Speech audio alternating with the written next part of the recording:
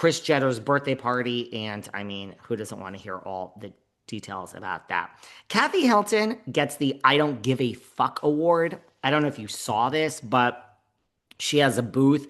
Rumor is that Kathy and Nikki Hilton's booth is one of the most successful, if not the most successful booth at BravoCon. I can't, I mean, they're selling Nikki Hilton's products. I can't imagine. I mean, is this at like a low price point? And I mean that, with no shade, but I saw the stuff they were selling, and all I thought to myself was like, wow, like that stuff looks nice, but is it like at an actual price point that people attending BravoCon want to pay? No offense to anybody attending BravoCon, but it just seemed that the stuff was expensive. But apparently, it's one of the top selling booths. And Kathy was getting, and it's Kathy and Andy said the stuff was gorgeous. And Kathy was getting ready to go down to the booth with Nikki Hilton, and she had on a jacket, and it didn't have the tag like Sonia Morgan does. It had the sensor from the store. So has that ever happened to you? It's happened to me before, and it really drives me crazy when you get the thing home and the sensor is still on. I'm pretty anal about checking for these things. But Kathy Hilton does not give a fuck. The jacket apparently cost $1,195. I do not know the brand.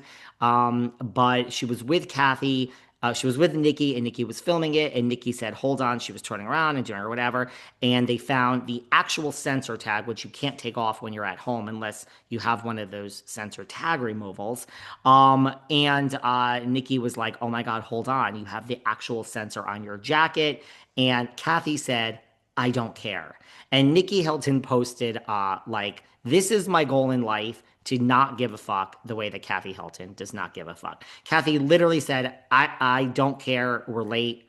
We have to go. I don't care. We're late. We have to go. She's literally dancing around. And Nikki Hilton entitled this level of zero fucks is my goal in life. It should be everyone's goal. They know the tag is there. Kathy doesn't care. She's like, we're late. Let's go, Nikki. And Nikki says, this level of zero fucks is my goal in life. I love this story. I think it's really fun. Kathy Hilton does not give one fuck. Dorit gives a fuck because she's madly in love. Dorit is just in love. She cannot stop gushing over Bozama for her second season, and she cannot stop gushing over Rachel Zoe. This is the thing about Dorit. You guys have a second? This is the thing about Dorit. Like last season, she was fighting with Kyle, and she was fighting with Sutton, and she was fighting with Garcelle. Erica was in the middle, so she had Erica. Erica was Team Kyle and Team Dorit. But she felt empowered for the first time in a long time because she had Bozama.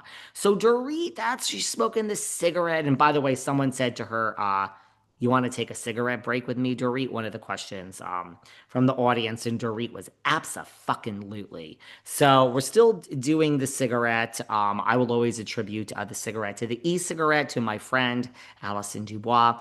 But Dorit felt a little bit empowered last season because she had Bozama. She finally had an ally. Well, she has taken that power and she has run. Now, she got rid of one of her problems, the name Garcelle. And she still has a problem with Kyle. She still has a problem with Sutton. She seems to now have a problem with Erica. But Zoe, now look, Zoe has known Kathy and Zoe has known Kyle forever. So Zoe ain't exactly going against Kyle, but Zoe is having a love affair. Dorit is having a love affair. So now Dorit doesn't just have Bozama, she has Boz and Rachel Zoe. So Dorit is really kind of feeling herself. Like Dorit has got more power and backing heading into this next season of RHOBH. She has two allies. So Dorit she's in love. She's loving it. On the carpet, she says the two best hiring decisions in RHOBH history, Rachel Zoe and Bozama St. John. Now, slow down there, Dorit. I don't know. We had Vanderpump. We have Kyle. We have had some heavy hitters throughout the years that really made their mark. I think Rinna was phenomenal. So, but according to Dorit, Bozama and Dorit and Zoe are the two best in forever. So Dorit is just, she has got stars in her eyes. Our little own Dorit is really she's seeing the stars up there. Jeff Lewis is, we'll talk about him later in the week. He's in a little bit of trouble, Mr. Lewis, causing some trouble. But he also, we all know what he did and what he said about, we'll talk about all that because Andy's not happy. But he also, what I thought was funny is he has basically asked Andy Cohen to put Jennifer Aydin out of her misery. So during the Andy and Jeff panel, which did go awry, again, we will talk about that later in the week, but he's said to Andy, I mean, this girl is so desperate. He calls her out as being desperate. She's asking, you didn't call her, you didn't invite her to BravoCon, you didn't officially fire her. He's telling Andy, just call Jennifer Aydin, just call her and put her out of her misery and fire her. Could you imagine if they did that on stage? I would have loved that. But Jeff has really shaded Jennifer and said, put her out of her misery. There you go. That's what's kind of happening. And Mary Cosby's church is a cult. We all know TLC is coming for her. And she was asked about this. And she said that, that's sad and a shame and horrible. I mean, I kind of felt bad for Mary. It's like putting her on the spot, but her only words were, it's sad and a shame and horrible. People are loving Mary Cosby. People are doing to Mary Cosby this year what I think they did to Kathy Hilton 2 years ago. Like, I mean, I'm seeing so much love for Kathy, but I think Mary is like winning BravoCon. People are cheering Mary, Mary, Mary everywhere she goes.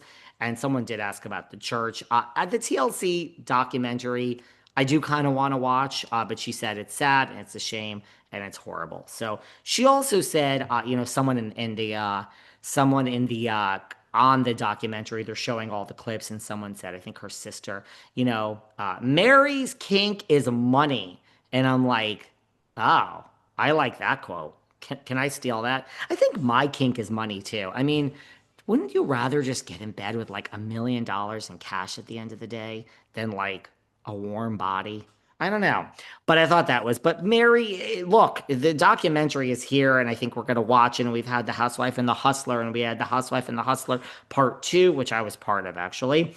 We had the Randall Scandal, which I was in, and what else? What else did we have? Oh, what was that? Shawshank Redemption. Now we're having Mary's thing. I'm going to watch it on TLC. I think it's funny that it's TLC like coming for Bravo. But Mary said it's sad and a shame. Doesn't matter. She's still winning BravoCon. And I agree with JLL. Put Jennifer Aydin out of her misery. I know all the big items that we're missing. I got it. We're covering all that this week. We're going to be doing, I think, double episodes all week. Everything that's happened at BravoCon, we are going to get to discussing.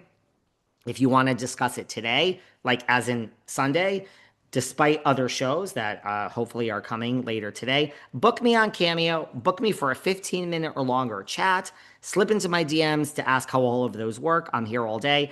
And buy a ticket to our live show if they're even for sale anymore. Slip into the DMs and I'll give you a link. I have them for sale, but it really is completely oversold. And I'm not sure that Sarah Fraser has not gone in and